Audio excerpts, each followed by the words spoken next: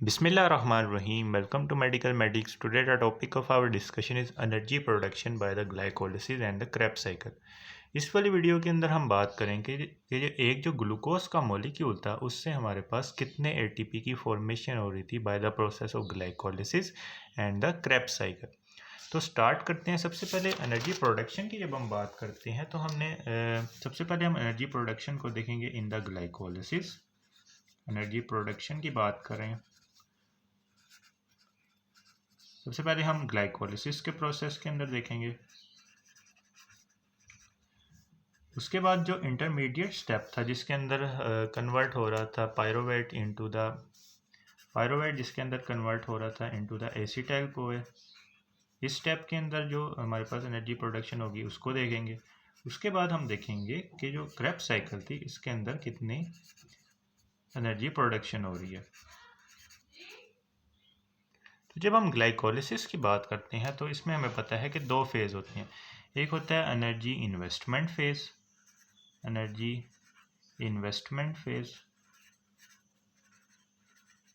और एक होता है energy production phase, energy production phase. अब हम इन दोनों फेसेस को देख लेते हैं। जब हम ग्लाइकोलिसिस के प्रोसेस की बात कर रहे थे तो उसमें हमने सबसे पहले ग्लूकोज था, ग्लूकोज को हमने कन्वर्ट किया ग्लूकोज 6 फॉस्फेट के अंदर।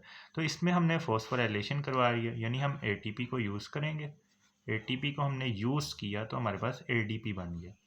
तो यहाँ पे हमने एटीपी को इन्वेस्ट किया, यानी एनर्जी को इन्वेस्ट किया।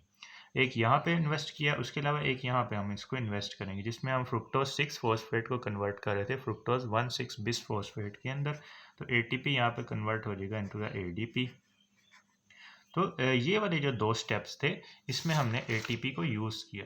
तो दो एटीपी हमने इन्वेस्ट किए थे, 2 एटीपीज यहाँ पे आ जाएंगे। उसके अलावा एनर्जी प्रोडक्शन की बात करें तो एनर्जी प्रोडक्शन की जब हम बात करते हैं तो इसमें 1,3 बिस फॉस्फोग्लिसरेट से जब हमने 3 फॉस्फोग्लिसरेट बनाया था तो इसमें हमने एटीपी की फॉर्मेशन करवाई थी। एडीपी से हमारे पास बन जाएगा एटीपी। इसी तरह यहाँ पे भी ग्लिसरॉल्डिहाइड 3 फॉस्फेट था और डाई हाइड्रोक्सी एसीटोन फॉस्फेट था। डाई हाइड्रोक्सी एसीटोन फॉस्फेट भी कन्वर्ट हो जाएगा ग्लिसरॉल्डिहाइड 3 फॉस्फेट में, वो कन्वर्ट होगा 1,3 बिस फॉस्फोग्लिसरेट में और 3 फॉस्फोग्लिसरेट के अंदर। इसकी हमने डिटेल ग्लाइकोलिसिस के अंदर डिस्कस की थी। तो 1,3 बिस फॉस्फोग्लिसरेट के जब कन्वर्ट होगा 3 फॉस्फोग्लिसरेट के अंदर तो यहाँ पे भी एडीपी कन्वर्ट होगा इनटू द एटीपी। इस तरह से ये दो एटीपी की फॉर्मेशन हो रही है, यानी एटीपी की फॉर्मेशन और ये यहाँ पे एटीपी की इन्वेस्टमेंट हो रही थी।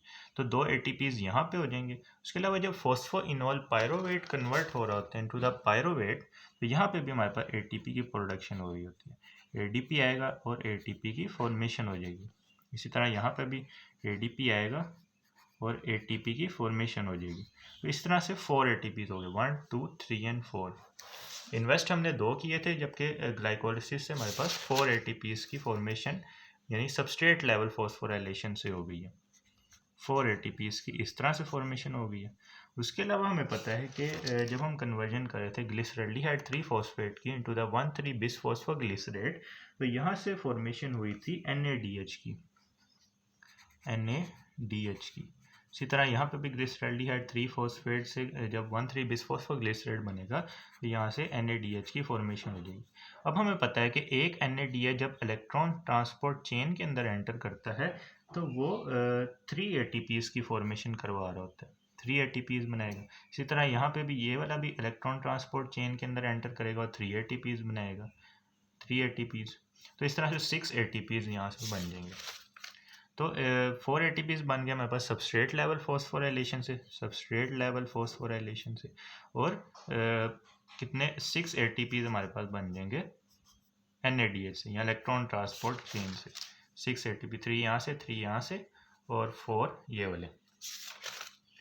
तो अगर हम ग्लाइकोलिसिस के प्रोसेस में एटीपी को कैलकुलेट करें तो 6 + 4 + 6 कितने हुए 10, और 10 में से जब हम 2 माइनस करेंगे जो कि ये 2 यूज़ हो रहे हैं, 2 माइनस करेंगे तो हमारे पास आ जाएंगे 2 - 4 + 6।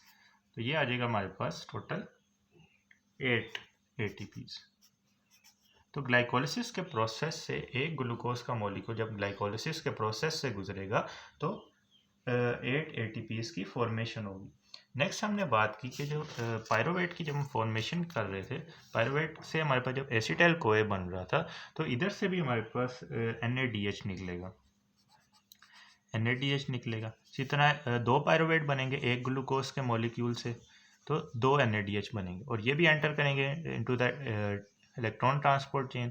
तो इस तरह से हमारे पास 3 ATPs यहाँ से बन जाएंगे और 3 ATPs यहाँ से बन जाएंगे। तो यहाँ से इस तरह से हमारे पास 6 ATPs की फॉर्मेशन हो जाएगी। 6 ATPs यहाँ से बन गए, 6 ATPs। नेक्स्ट हम आते हैं क्रेब्स साइकिल पे। क्रेब्स साइकिल की जब हमने बात की थी तो हमने कहा था जो फर्स्ट स्टेप होता है, सेकंड स्टेप और जो सेकंड लास्ट स्टेप होता है, इसमें कोई भी प्रोडक्ट नहीं बन रहा होता, यानी फर्स्ट स्टेप, सेकंड स्टेप और जो सेकंड लास्ट स्टेप था यहाँ वाला, ये वाला, तो इसमें कोई भी प्रोडक्ट नहीं बन रहा था। उसके अलावा जो स्टेप्स थे उनके अंदर प्रोडक्ट्स की फॉर्मेशन हो रही थी। तो जब हम आइसोसिट्रेट से अल्फा कीटोग्लूटारेट बना रहे थे तो इधर से हमारे पास NADH बना था। इसी तरह यहाँ पे भी, क्योंकि दो पायरोवेट, एक ग्लूकोज से दो पायरोवेट आए थे तो दो क्रेब्स साइकिल चलेंगी, तो आइसोसिट्रेट से यहाँ पे हमारे पास एक NADH निकलेगा। इसके अलावा अल्फा कीटोग्लूटारेट से जब सक्सिनाइल कोए बन रहा था उधर से भी हमारे पास NADH निकला था। इसी तरह यहाँ से निकलेगा NADH। उसके बाद जो आखिरी NADH था वो लास्ट स्टेप से निकल रहा था, NADH यहाँ से निकलेगा, इसी तरह यहाँ से निकलेगा। 3 NADH निकलते हैं एक क्रेब्स साइकिल से। उसके अलावा एक FADH निकलता है। FADH को हम याद रख सकते हैं फ्यूमरेट से, क्योंकि FADH में F इधर फ्यूमरेट के अंदर भी आ रहा है, तो इधर से हमारे पास FADH की फॉर्मेशन हो रही थी, FADH2।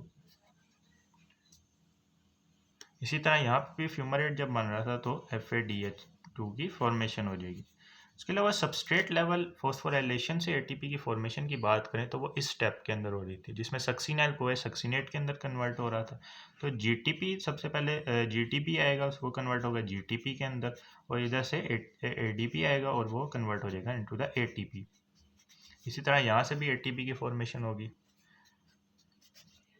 तो अब हम कैलकुलेट कर लेते हैं कि क्रेब्स साइकिल से कैसे एनर्जी निकलेगी।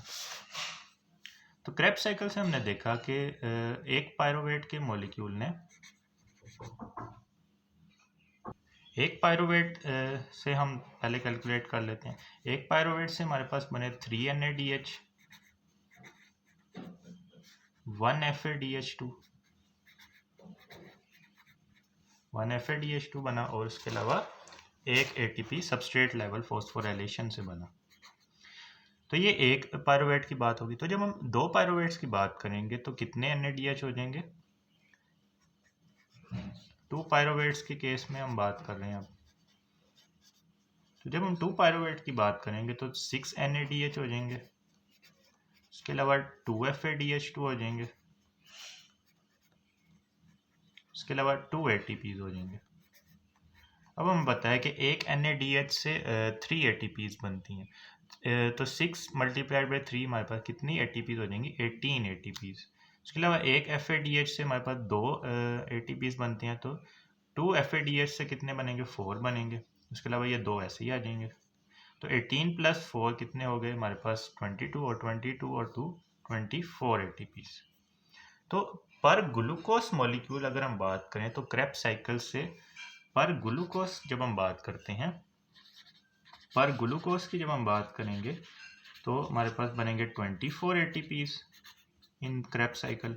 और जब हम पर पायरोवेट मॉलिक्यूल बात करेंगे, MCQs में आपने ये पॉइंट लाजमी याद रखना है कि जब हम पर पायरोवेट बात करें तो 12 ATPs की फॉर्मेशन होगी।